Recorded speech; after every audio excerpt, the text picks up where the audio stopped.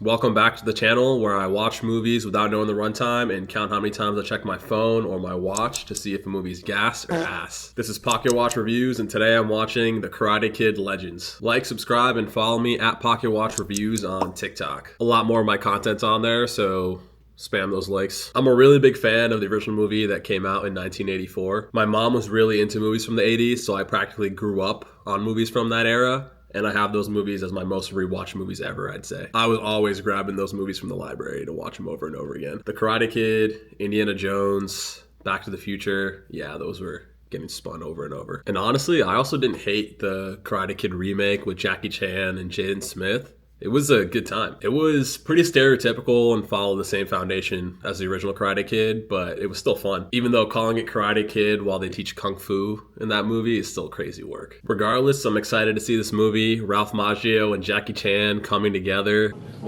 to teach the new generation. Should be a blast, or at least I'm hoping it is. Let's get to the Pocket Watch predictions. I think the runtime is going to be an hour 57 minutes long, and I'm only going to check my phone or watch once during this movie. Let's see how it goes. Off to the movie. We come to this place for magic.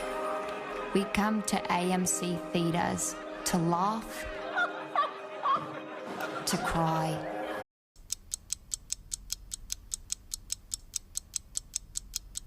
Okay, I'm back from the movie. Let's get right to the Pocket Watch checks for Karate Kid Legends. I predicted this movie would have a runtime of an hour 57 minutes, and it ended up having a runtime of an hour 34 minutes. Man, I was way off. I think I mentioned doing punishments for when I was more than 10 minutes off in predicting the runtime, but honestly, maybe we'll hold off on that for now, because I might be messing up more than I think. I was on a hot streak for a bit, though. I also predicted that I would only check my watch once during this movie, and there only ended up being one Pocket Watch check, so I was right. The only time I checked was around the 55-minute mark when Mr. Han and Daniel-san finally meet and are on the screen at the same time. With all the marketing this movie did with both of them, I figured they would have been on screen for the majority of the movie. So when they finally met that far into the movie, I had to check what time it was. An hour in till your heavy hitters finally show up is kind of crazy. Other than that, pacing-wise, this movie was pretty solid. I'm usually a big sucker for movies in the 90-minute range, especially when they're in the action, comedy, drama genre. And overall, this movie was pretty fun. The highlight for me was definitely Ben Wang as Li Fong. His acting and his action sequences were both really good, and for his sake, I hope he gets a sequel or gets casted in more things in general, because he's pretty talented. And it's wild that they got the voice actor of Mulan to play his mom. I think my biggest problem with this movie, though, is that it's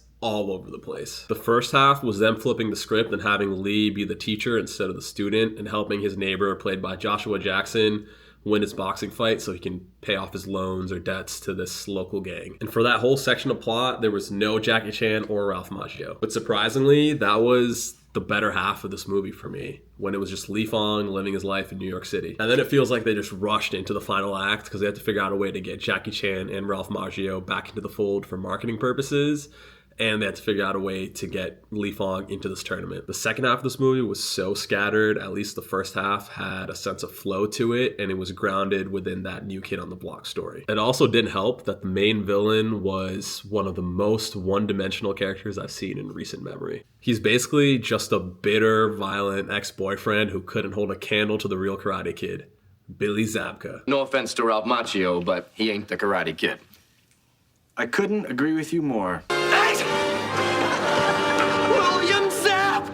Outside of that, I also thought this movie could have been way better at unpacking Lee's trauma. They had so many flashbacks to showing Lee freeze as he saw his brother get murdered, but they had no emotional payoff or closure for that, other than when he froze as he saw Joshua Jackson's character get taken to the hospital. This is one of those cases where I feel like this movie would have benefited from a longer runtime, but I don't think they would have been able to do that without some significant lulls, which is why this movie would have been way better off being a TV show or a miniseries. I don't know why they didn't do that. I definitely would not recommend watching this in the theater. But if I didn't watch this in the theaters, I don't think I would have watched it at all, to be honest. It's probably best served as a background TV movie, maybe while it's airing on TNT or something, but I don't think it'll get popular enough to even get to that level. So yeah, save your money for the theaters for the other bangers coming out this summer. Overall, it's a fun one-time watch, and the pacing is not bad, mostly because it's only 90 minutes long, but the plot and content are so scattered and all over the place.